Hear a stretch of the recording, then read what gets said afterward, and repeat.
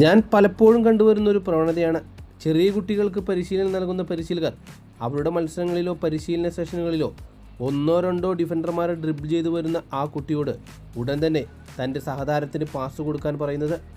സത്യത്തിൽ ഞാൻ അതിന് എതിരാണ്. നിങ്ങൾ ആ കുട്ടിയോട് അപ്പോൾ പാസ് കൊടുക്കാൻ പറഞ്ഞാൽ അവൻ്റെ സർഗാത്മകമായ ശേഷിയെ നിങ്ങൾ തകർക്കുകയാണ് ചെയ്യുന്നത്. ചിലപ്പോൾ ആ കുട്ടിക്ക് 2, 3, 4 താരങ്ങളെ ഡ്രിബിൾ ചെയ്തുകൊണ്ട് ആ ഗോൾ നേടാൻ സാധിക്കും. പിന്നെ എന്തിനാണ് ആ കുട്ടിയോട് നിങ്ങൾ നിർബന്ധിച്ച് മറ്റൊരു സഹതാരത്തിന് പാസ് നൽകാൻ പറയുന്നത്? അങ്ങനെ പാസ് നൽകാൻ പറയുമ്പോൾ ചിലപ്പോൾ അത് ഗോളായി മാറിയേക്കാം. ചിലപ്പോൾ നല്ല ചാൻസ് ഉള്ളത് കൊണ്ടായിരിക്കാം നിങ്ങളങ്ങനെ പറയുന്നത്. പക്ഷേ ആ കുട്ടിക്ക് അതിലും മികച്ച മുന്നേറ്റം നടത്തിക്കൊണ്ട് ഗോൾ നേടാൻ തന്നെത്താനെ സാധിച്ചാൽ അവൻ എന്തിനാണ് സഹതാരത്തിന് അസിസ്റ്റ് നൽകേണ്ടത്? 1, 2 പാസുകൾ കഴിഞ്ഞാൽ ഉടൻ തന്നെ മറ്റൊരു താരത്തിന് പാസ് കൊടുക്കേണ്ട ആവശ്യമുണ്ടെന്ന് എനിക്ക് തോന്നുന്നില്ല. അർജൻറ്റീനയുടെ പഴയകാല ഫുട്ബോളർമാരെ നിങ്ങൾ നോക്കൂ. അർജൻറ്റീനയുടെ തെരുവുകളിൽ എന്നും ഭരിച്ചുകൊണ്ടിരുന്നത് പ്ലേ മേക്കേഴ്സായിരുന്നു.